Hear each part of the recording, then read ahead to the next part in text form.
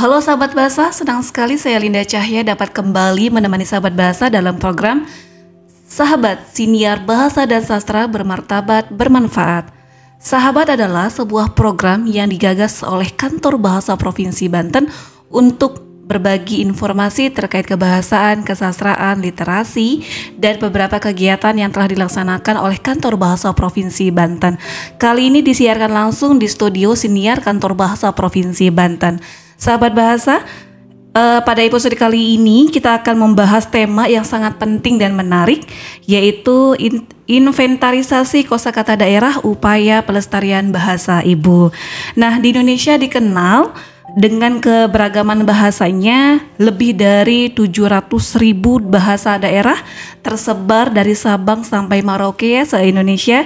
Tapi sayangnya sebagian ini diantaranya mulai terancam punah. Nah, salah satu langkah nyata untuk menjaga bahasa ibu tetap hidup adalah melalui inventarisasi kosakata daerah. Nah, sahabat bahasa, untuk pembahasan topik ini lebih dalam telah hadir bersama saya narasumber yang luar biasa, Bapak Yadi Ahyadi, namun sering dipanggil dengan Abah Yadi, betul ya Abah ya? Betul. Ya. Nah, Abah Yadi ini adalah seorang budayawan dari Provinsi Banten. Selamat siang Abah Yadi. Selamat siang. Apa kabar? Alhamdulillah. Alhamdulillah baik ya Abah ya. Baik. Iya. Nah, terima kasih Abah Yadi sudah hadir langsung di studio ini. Nanti banyak sahabat nih Bah yang belum mengetahui apa inventarisasi kosakata daerah. Nah, Bah, sebenarnya apa sih yang dimaksud dengan inventarisasi kosakata daerah, Bah? Inventarisasi kosakata daerah itu adalah pencarian kosakata yang jarang digunakan di bahasa sehari-hari. Sementara di dokumen-dokumen kuno itu sering disebut. Maka dari 2018 mulailah pemetaan kosakata daerah khusus di bahasa Jawa Banten. Jawa dialek Banten, karena fokusnya kantor bahasa Banten ini pada awal-awal itu berangkat dari kuliner dulu. Jadi kuliner dulu. Jadi dipetakan untuk mempermudah pelacakan kosakatanya itu masuk lewat kuliner. Nah, program kedua setelah kuliner itu masuk ke pertanian. Pertanian, terus kemaritiman, terus teknologi tradisional. Yang kemarin itu tentang seni, bahkan juga tentang daur hidup. Yang lama itu tentang daur hidup ya. Pelacakan inventarisasi kosakata itu. Nah, kenapa dilakukan inventarisasi kosakata? Karena memang yang kamus-kamus bahasa Jawa dialek Banten yang ada gitu, ini tidak sampai masuk ke ranah yang lebih inti. Dari sekian kegiatan di masyarakat. Nah, kenapa? Karena memang kosakata ini jarang digunakan. Hanya digunakan kepada pelaku-pelaku yang mengerjakannya. Sehingga kita di luar yang tidak pernah mengerjakan, istilah-istilahnya kita nggak paham. Oh iya. Jadi, Bah, sebentar. Tadi kenapa mengatakan inventarisasi itu dimulai dari kuliner ya, Bah ya? Misalnya gimana nih, Bah? Jadi ambil dari kuliner, pertama nama kulinernya, jenis bumbunya. Jadi nama-nama jenis bumbunya. Kemudian pola masaknya. Pola memasaknya seperti apa? Istilah-istilahnya gitu kan dalam bahasa lokal. Perlengkapannya apa? Jadi sampai dikupas ketika perlengkapan ada poin-poin kecil sampai ke bagian-bagiannya itu contoh kayak bikin pepes harus ada tusuk pakai lidi, pakai lidi gitu kan. Nah, itu namanya apa tuh istilah itu? Apa gitu tuh, kan? Bah? Beating. Oh, beating. Istilahnya namanya beating. Terus, proses bungkusnya juga apa? Gitu kan. Nah, karena banyak di kuliner tuh banyak istilah, namanya sama, ngebungkusnya beda, namanya beda gitu kan. Oh. Kayak dulu yang bikin sedikit agak tertawa karena biasa namanya gembleng atau lambang sari. Ketika dibungkus yang sama, teman gak ada pisangnya. Iya. Namanya? Namanya Randa Kawudan. Gitu. Oh. Ya, berubah. kalau di Serang tuh ada bahasa Iya, gembleng ya. gembleng. Tapi ada gini Bah, ada namanya apa sih makanan Magersari ya? Lambang Sari. Lambang Sari ya. Oh, terus kemudian Nasionalnya Lambang Sari. Lambang gitu, Pak. Sari. Iya. Nah, sementara ada yang namanya sumping tanah. Nah, sumping tanah yang dari pisang. Nah, sumping tanah ini ketika dibentuk dalam bentuk kerucut, itu namanya sumping tanah. Tapi ketika bentuknya berbeda, cara bungkusnya itu Beda juga lagi. namanya beda. Oh, tapi bahannya sama Bahannya sebetulnya sama ya. sebetulnya. Nah, istilah-istilah itu ternyata memang orang-orang tua kita dulu sudah membuat istilah-istilah itu. Nah, sementara hari ini orang karena memang banyaknya interaksi antar daerah, antar suku bangsa, apalagi di Banten gitu kan, ini kosakata lokal ini hilang. Ada pendatang baru yang sering menggunakan bahasanya gitu kan, sehingga ini mulai tertutup. Ya. Nah, itulah pentingnya inventarisasi kosakata daerah itu. Ya itu salah satu ya Bah Iya, ya salah alasan satunya. mengapa pentingnya inventarisasi kosakata daerah ya Bah. Nah kalau begitu Bah kita kan melihat masyarakat sekarang ya Bah ya. Kemudian ada penggunaan bahasa daerah tampaknya mulai berkurang nih Bah. Mereka mungkin lebih senang, bangga ya menggunakan bahasa yang lain nih Bah. Nah terutama di kalangan generasi muda nih anak-anak zaman sekarang Gen Z kalau Gen Z, bahasanya ya Bah ya. Nah bagaimana Abah nih melihat kondisi penggunaan bahasa daerah saat ini di Indonesia? Melihat dari kondisi yang sekarang ya, Abah? Sebenarnya sih untuk masyarakat juga tidak ada salahnya karena posisinya negara juga awal-awal itu karena mewajibkan untuk menguasai bahasa Indonesia. Karena mewajibkan untuk menguasai bahasa Indonesia sehingga banyak bahasa daerah yang dilupakan. Mungkin di Indonesia Timur yang banyak bahasa daerah ini yang banyak yang sedikit agak punah. Ya. Betul. Nah di Banten mulai penurunan penggunaan bahasa daerah, orang tua tidak lagi mengajarkan bahasa daerahnya. Itu dimulai dari tahun 90-an. 1990-an. Itu sudah sedikit mengurangi. Kenapa? Karena posisinya supaya dia mudah berbahasa Indonesia dan mudah mendapatkan pekerjaan, mudah mendapatkan pergaulan. Oh iya. Nah sekarang polanya kebalik. Anak-anak diajarkan, walaupun tidak diajarkan menggunakan bahasa Indonesia, karena sekarang media sosial, pengguna bahasa nasional dengan bahasa prokem, bahasa sesuai dengan zamannya, ini sangat masif sehingga bisa ditiru dengan mudah gitu kan. Nah itu kelebihannya bahasa Indonesia digemari. Nah kekurangannya di bahasa daerah dilupakan. Gitu. Seakan-akan ketika menggunakan bahasa daerah ini dianggap bahasa kampungan gitu kan. Benar Pak. Iya kan? Iya, Bahasa benar, kampungan. benar. Wih, wong ayu je bahasa Jawa aja. Nah, ini kan bahasa yang kemudian menjadi penting untuk dibangkitkan kembali. Betul. Kenapa harus dibangkitkan kembali khususnya di bahasa daerah? Karena untuk memahami ritme keilmuan orang-orang terdahulu yang tidak menggunakan bahasa Melayu apalagi bahasa Indonesia, itu kan menggunakan bahasa daerah. Ditulis dengan aksaranya, kemudian menggunakan bahasa Karuhun, bahasa daerah. Untuk di Banten juga banyak menggunakan bahasa Jawa, berdialek Banten gitu kan. Nah, ini kan generasi hari ini terputus nih untuk memahami keilmuan masa lampau dengan menggunakan bahasa daerah. Ini orang-orang tua dulu nulis keilmuan sampai hari ini nggak tersalurkan. Yeah. Nah itu kan kerugiannya ya, Iya. terputus kan ini kerugiannya, sehingga bahasa daerah itu menjadi bagian dari penyambung informasi pengetahuan masa lalu untuk masa yang akan datang. Benar ya Bah. Nah itu kan bagian ya Bah ya yang menjadi faktor penyebabnya bahasa daerah itu semakin jarang digunakan. Iya. Bah kalau lebih jelasnya lagi nih Bah, selain ada rasa malu, tidak bangga dengan menggunakan bahasa daerah, itu mah bahasa apa sih gitu kan yang bahasa daerah itu. Nah sebenarnya apa sih Bah menurut kacamata Abah nih ya, apa yang menyebabkan masyarakat tuh tidak bangga gitu dengan bahasa daerahnya? Selain itu ya Bah perkembangan zaman tadi. Kalau sekarang bukan lagi tidak bangga. Sekarang tuh anak-anak mulai sebagian gitu. Anak-anak itu menjadi memparodikan bahasanya sendiri untuk lebih dikenal. Dari di medsos, di ini segala macam. Karena mungkin ada intonasi yang membedakan antara daerah satu dengan daerah yang lain. Itu menjadi ciri khas. Sehingga menjadi bahan, sebenarnya itu nggak lucu. Tapi akan menjadi bahan lelucon gitu. Orang lain akan tertawa ketika melihat intonasi bahasa daerah ini nadanya seperti ini.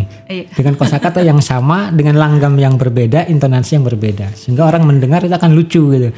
Nah, ini ketika naik followernya mendapatkan sesuatu akan ditiru dengan daerah yang lain. Dan ini sekarang berkembang itu posisinya untuk kalangan-kalangan yang aktif di media sosial. Media sosial ya, Mbak ya.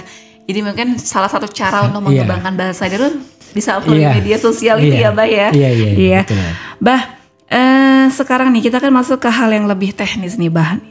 Nah, seperti apa proses atau langkah-langkah ya, Mbak, dalam melakukan inventarisasi kosakata daerah itu sendiri? Langkah-langkahnya, Mbak. Iya, pertama langkah-langkah saya dengan kantor bahasa udah hampir yang keberapa nih ya.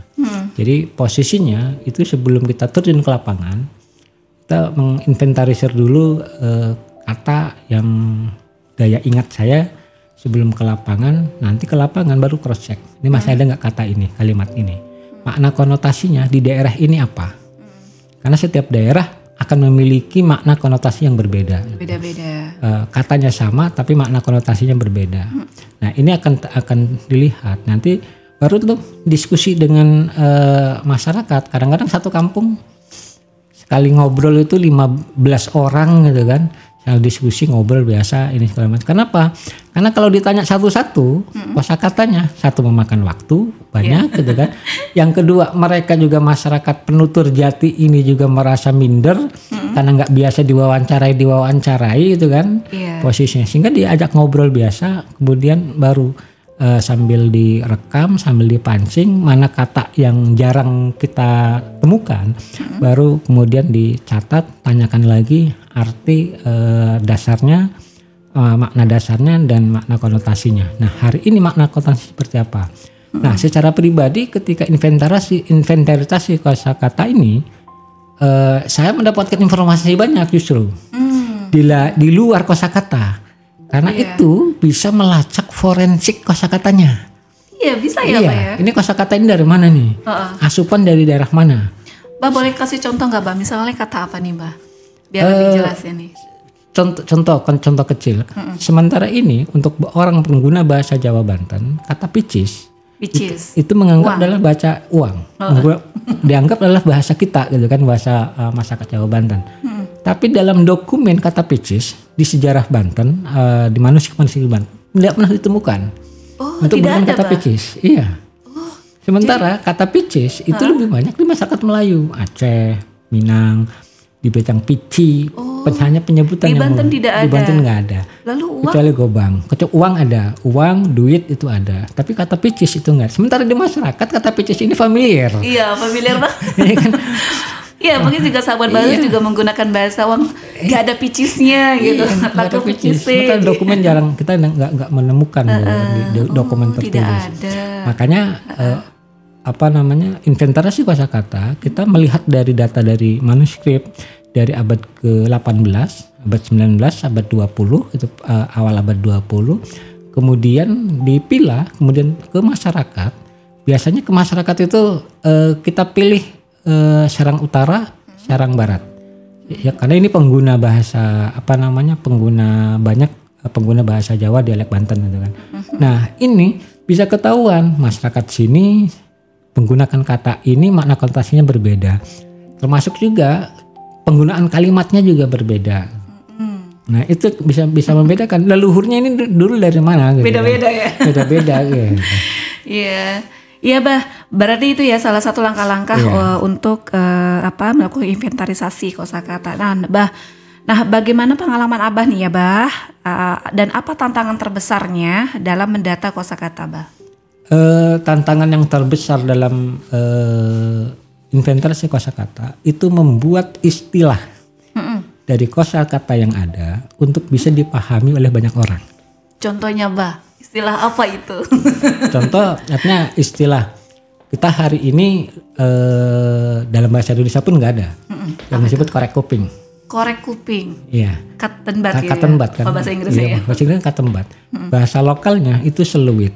Seluit. Nah, ketika bahasa lokal dari seluit untuk diistilahkan supaya seluit sama dengan katenbat. Ini kan nggak etis gitu kan.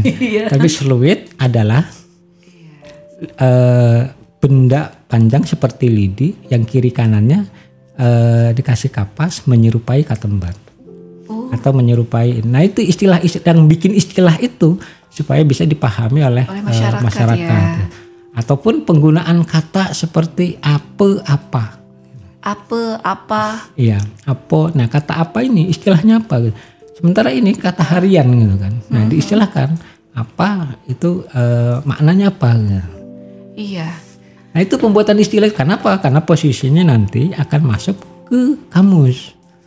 Inventarisasi kosakata ini satu itu. Yang kedua untuk inventarisasi kosakata ini untuk mencari hari ini makna dasar dari kata ini apa.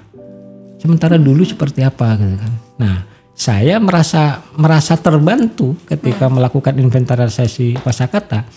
Karena ketika melihat beberapa dokumen-dokumen kuno, manuskrip yang menggunakan kosakata lama dan hari ini ketemu dengan kosakata lama di masyarakat, sementara terjemahannya berbeda, ini bisa mencari titik temu gitu kan. Kata yang dulu dimaknai apa, kata hari dimaknai apa, untuk mencari semiotiknya gitu. Bah ini masih berhubungan kah nih ya? Misalnya kata kamu ya, bahasa Indonesianya kamu. Kalau di Serang kan sire ya. Iya. Nah kalau di daerah Kabupaten Serang sana, bahkan sampai Kabupaten Tangerang yang berbatasan itu, sira. Iya, sira. Sira, sire. Nah itu kan itu dengan arti yang sama ya, bah arti kamu, yang sama gitu. Hanya fonologi yang berbeda, pengucapan yang berbeda. Kenapa? Untuk Serang Timur, jadi Serang Timur itu udah saya petakan ternyata dari Kelodran. Dari Kelodran ke timur sampai ke Tangerang itu menggunakan akhiran A, dominasinya. Iya, akhiran A. Dari Kelodran ke barat sampai ke Anyer itu menggunakan akhiran E. Apa, ore gitu kan. Akhiran E dan akhiran A. Sementara dalam teks itu semuanya menggunakan alif. Karena aksara Pegon gitu menggunakan alif. Hanya fonologi pengucapan yang berbeda. Jadi nah nanti akan terlihat di masyarakat dari kata yang sama itu intonasi penekanannya seperti apa. Itu misalnya nih Bah, kalau untuk ingin tahu, kalau melihat kamus misalnya ya Bah ya, kata tadi kamu sira. Nah apakah di kamus itu dituliskan keduanya? Enggak, satu. Yang apa yang A? Yang A, sira. Kalau yang sirenya? Kalau yang sire itu pengucapan. Pengucapannya aja. Oh, tapi di kamusnya A ya, sira. Gitu. Iya. Kenapa? Karena hampir semuanya yang akhirannya E itu hampir semuanya ditulisnya A. Oh iya, ditulisnya A ya. Di aksara di aksara Latinnya gitu kan. Itu hampir semuanya ditulis A. Tapi kalau seandainya walantaka, masyarakat nyebutnya walantake. Oh gitu. Iya ya Pak ya. Tapi iya, itu walantaka. Gitu. Kalau yang akhirannya A. Kalau akhiran A, walantake. Tapi unik juga ya Pak ya. Ya, Bah.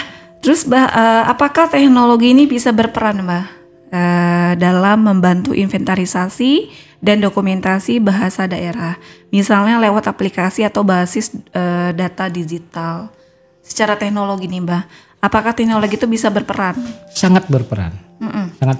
Hari ini banyak orang tanpa berguru ke guru berhadapan langsung, bertatap muka, memahami bahasa yang sulit pun itu bisa dipahami, bisa belajar, bisa pengucapannya. Karena dengan digital penggunaan secara masif, secara teknologi yang anak-anak modern dengan dikelola dengan baik justru akan lebih memudahkan siapapun yang mau belajar bahasa daerah.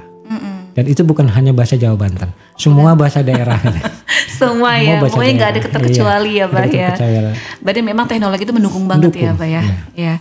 Bah, tadi kan kita sudah berbicara terkait teknisnya ya Bah ya. Nah sekarang setelah data kosakata itu terkumpul ya Bah ya, dengan Abah tadi katanya datang ke wilayah-wilayah tertentu ya kan, lalu mengumpulkan, menginput dan sebagainya. Nah kemudian ketika data itu sudah terkumpul, tentunya kan hasilnya kan memiliki nilai besar ya Bah ya. Nah apakah manfaat nyata nih Bah, manfaat nyata dari hasil inventarisasi kosakata ini bagi peneliti, masyarakat maupun dunia pendidikan? Ada nggak tuh? Ada 3 berarti ya. Oh banyak manfaatnya ya. Apa tuh dari sisi peneliti dulu deh Bah. Pertama pendokumentasian. Baik, dokumentasi. Ya dokumentasi kosakata sehingga beberapa kosakata yang dianggap punah oleh sebagian masyarakat di tempat tertentu ternyata masih hidup di tempat yang lain. Dan ini karena tercatat sehingga orang akan memahami kembali. Itu yang pertama. Yang kedua, manfaat kedua karena kosakata ini dimasukkan, mungkin juga karena inventarisasi kosakata ini ada program untuk memasukkan bahasa daerah untuk masuk ke KBBI, Kamus Besar Bahasa Indonesia. Karena program itu ketika masuk maka standar istilahnya harus menggunakan standar Kamus Besar Bahasa Indonesia, penyebutan istilahnya. Dan itu juga yang bikin pening juga gitu kan, cara membuat istilah-istilahnya. Ya, dan itu redaksi mana cocok. Istilahnya leksikalnya seperti apa, teori-teori tertentu. Nah kemudian untuk dunia pendidikan selama ini untuk di Kabupaten Serang, Kota Cilegon dan Kota Serang yang sudah ada mulak bahasa lokal, ini bisa mengenal kembali kosakata itu yang dulu yang dianggap ini hanya bahasa yang tertentu gitu kan. Kayak tadi tentang seluit itu sebenarnya bendanya sama seperti katembat dan itu dipakai di orang-orang yang biasa ngurusin mayat matian. Jadi untuk membersihkan kuku, membersihkan telinga, membersihkan ini yang sulit. Itu pakai seluit itu namanya. Dan itu ketika muncul nama seluit, sementara Indonesia juga menggunakan namanya korek kuping. Padahal fungsinya bukan hanya untuk korek kuping. Fungsinya kan untuk yang lain. Nah itu artinya itu keuntungannya. Kita bisa melihat bahwa kita punya bahasa sendiri tanpa harus mengadopsi dari bahasa asing. Ya. Benar sekali Bah. Nah Abah, tadi kan sudah disampaikan ya Bah ya manfaat nyatanya ya Bah ya. Nah sekarang bagaimana hasil inventarisasi ini dapat mendukung nih upaya pelestarian dan pembelajaran bahasa di sekolah? Di sekolah Bah. Pembelajaran di sekolah sekarang kelemahannya ya, kelemahannya dulu. Kita khususnya teman-teman di kantor bahasa yang sudah melakukan banyak inventarisasi kajian tentang bahasa daerah, bukan hanya Jawa tapi juga bahasa yang lain, ini masih rendahnya para guru-guru di sekolah. Karena guru-guru di sekolah ini bukan dari orang-orang yang dari jurusan linguistik. Betul. Jadi ya karena penutur jati aja gitu kan posisinya. Nah sehingga mereka mengajarkannya yang mereka tahu, yang mereka bisa sesuai dengan buku yang ada gitu. Sehingga nggak bisa berkembang sesuai dengan keinginan dari lembaga bahasa gitu. Nah ini mudah-mudahan ke depan gitu kan oleh kebijakan pemerintah daerah, disupport oleh kebijakan pemerintah daerah, bagaimana guru-guru para ini diberikan pendidikan yang masif oleh badan bahasa, oleh kantor bahasa di Banten, baik bahasa Sunda maupun bahasa Jawa. Kenapa? Karena posisinya nanti ini yang akan mengendalikan mempertahankan identitas sebuah daerah itu dengan bahasa daerahnya. Kalau ini nggak disampaikan dengan baik, pertama kerugiannya keilmuan leluhur masa lampau akan terputus. Karena nggak ada gitu kan, belum juga makna konotasi segala macam. Nah sekarang alhamdulillah mulai bergerak dengan adanya FTBI, Ya, RBD sebelumnya, Bah ya, revitalisasi, Bah. Enggak, artinya posisi FTBI-nya, Festival Festival Tunas Bahasa Ibu. Nah, yang ini yang tahun kedua, ini mulai nih bangkit. Artinya para guru, para murid, para masyarakat mulai ada semangat bukan gebrakan, ada semangat untuk mengembangkan bahasa daerah. Kenapa? Kalau ini banyak nih yang di FTB ini. Dari aksara, dari puisi, dari lagu, terus apalagi itu dari cerpen, dari dongeng, dari segala macam. Nah, yang humor. Artinya yang bahasa daerah aja ya. Untuk kantor bahasa Banten kan bahasa Jawa, bahasa Sunda, sama bahasa Betawi. Nah, ini membangkitkan khususnya di bahasa Jawa Banten, membangkitkan para guru, para orang tua untuk mau belajar. Nah, ini yang ini makanya nanti disupport lah oleh pemerintah daerah. Bahasa daerah itu wajib untuk dipertahankan. Gitu kan? Bahasa daerah itu wajib untuk dipertahankan. Kenapa wajib dipertahankan? Karena banyak nilai-nilai luhur yang diungkapkan menggunakan bahasa daerah. Apakah kita hanya simbol seperti bahasa Sangsekerta? Hanya di simbol-simbol militer, ya kan? Hanya di simbol-simbol tertentu. Atau hanya di simbol negara gitu kan, kayak Bhinneka Tunggal Ika, kan hanya tinggal simbolnya. Sementara orang yang mengucapkan tentang bahasa itu hilang karena berubah gitu kan. Nah, minimal kalau itu berubah masih ada orang yang bisa memahami. Benar. Kalau masih ada orang yang memahami sehingga ilmu leluhur masa lampau sampai hari ini maka akan terurai gitu. Dan tidak akan hilang keilmuan-keilmuan yang dilakukan oleh orang-orang tua kita dulu. Iya. Itu kelebihannya. Kelebihannya ya, Bah. Tentunya dengan beberapa pertimbangan tadi ya, Bah ya, ada kekurangan, kelebihan. Tentunya ini perlu ada dukungan dari masyarakat ya, Bah ya. Jadi kita tidak berjalan dengan sangat sendiri. Penting ya. Karena objeknya masyarakat. Benar sekali. Jadi butuh dukungan dari masyarakat. Nah, menurut Abah nih, apa yang bisa dilakukan oleh masyarakat, terutama generasi muda nih, Bah? Untuk ikut berperan melestarikan bahasa ibu? Pertama orang tua kita, ya khususnya orang tua muda lah gitu kan, yang punya anak satu punya dua, jangan malu mendidik anak kita menggunakan bahasa daerah. Jangan malu. Kenapa? Karena bahasa daerah adalah bahasa pengantar pendidikan yang paling efisien. Ya, paling efisien. Kemudian setelah memahami bahasa daerah baru memahami bahasa nasional kita. Setelah bahasa nasional baru bahasa yang lain.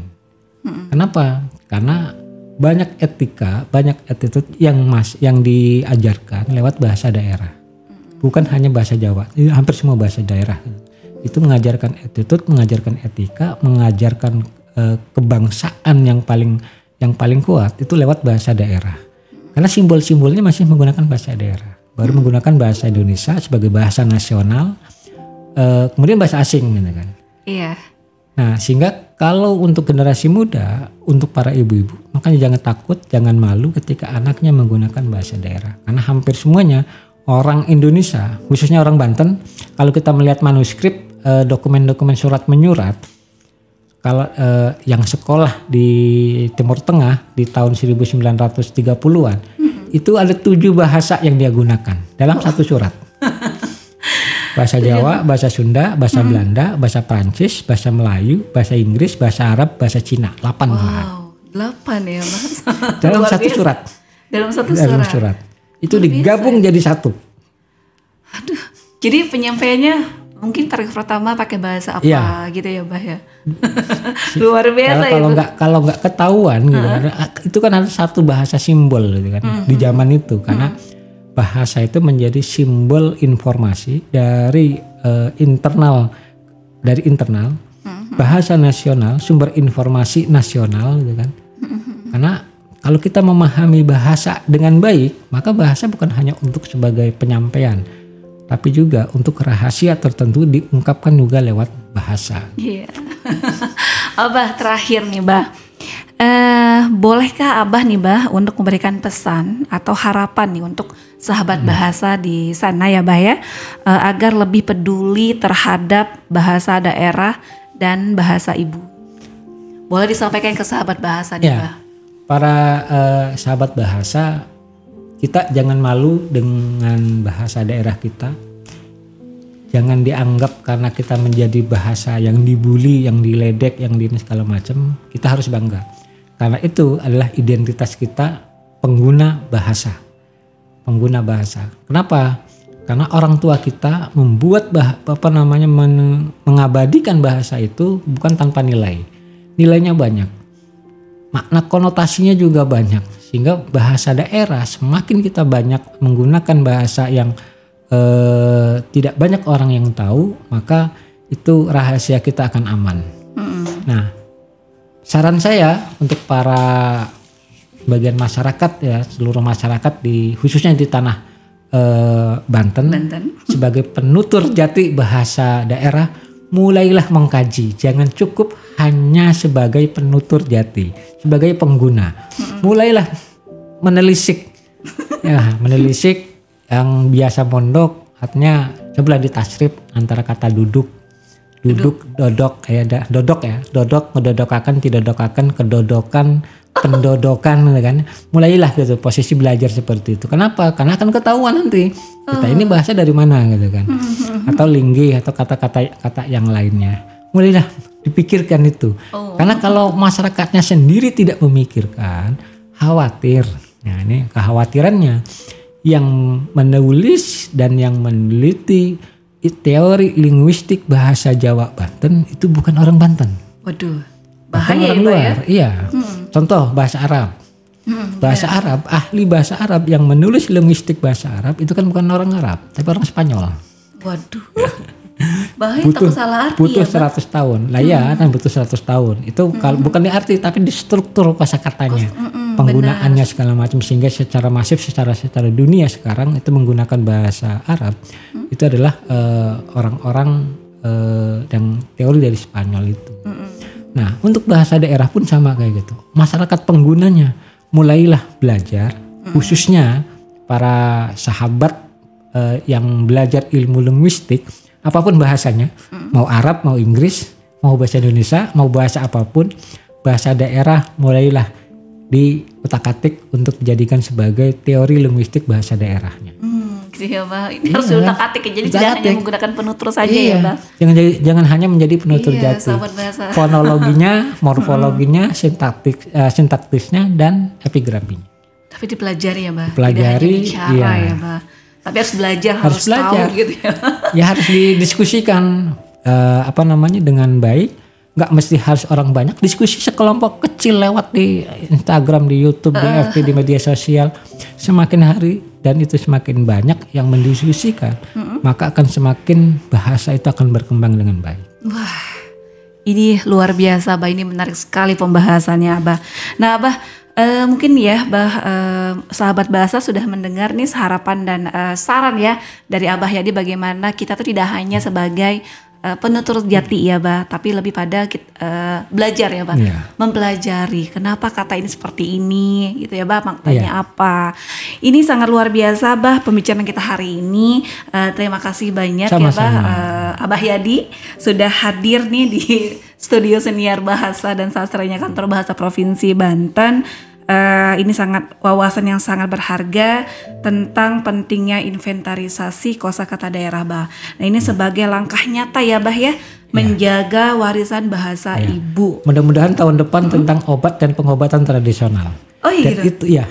Kenapa, Bah? Karena itu kosakata yang mungkin dianggap lebih sulit.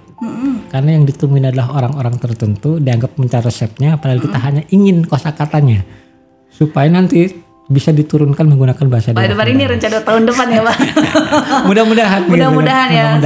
Semoga kita sehat ya, Pak, ya, kita bisa menginterpretasi kosakata dari ilmu kedokteran ya, Pak. Bukan kedokteran, obat dan pengobatan tradisional. Obat dan pengobatan tradisional. Nah, bagi sahabat bahasa nih, dimanapun Anda berada ya, jangan lupa terus gunakan dan banggakan bahasa daerah di kehidupan kita sehari-hari, karena di sanalah akar budaya kita tumbuh ya. Sampai jumpa di episode kali berikutnya di Siniar Bahasa dan Sastra Bermanfaat Bermartabat. Saya Linda Cahya, pamit. Salam bahasa, salam budaya. Salam budaya.